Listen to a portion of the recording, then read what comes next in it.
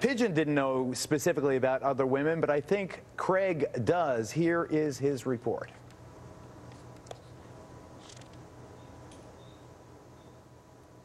December the 30th, Mr. Edwards went into a bar called the Cornerstone Bistro, a very high-end restaurant that's the closest one to his private estate on Figure 8 Island.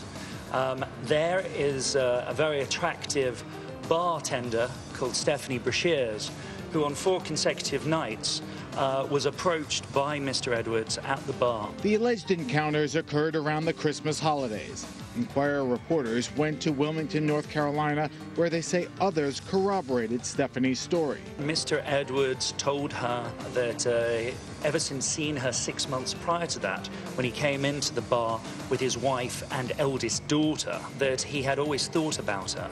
Stephanie was very professional, just thought that he was being flirtatious, but then it got a bit more serious when he started giving her his telephone number. She refused his advances. Edwards' advance burned. Hitchen revealed the shameless senator continued to make the rounds in other Wilmington bars frequented by 20-somethings. He said to her on one of the nights, well, where should I go to? And she said, well, I go a lot to a bar called the Grand Union Pub. I'd recommend that. Bear in mind, his eldest daughter, Kate, is 27 years old. He had no problem approaching 3 25-year-old girls, all elementary school teachers, and making advances to them. This is around New Year's? Yeah, on one night, on New Year's Eve, he had no problem taking the telephone number of another woman straight underneath Stephanie's nose.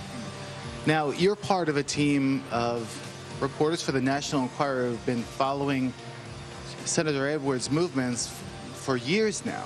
In fact, you broke the story that he was involved with Riel Hunter. Right. Now, considering the fact that there are reporters like you and the rest of your team on the National Enquirer, were you surprised at Senator Edwards' actions?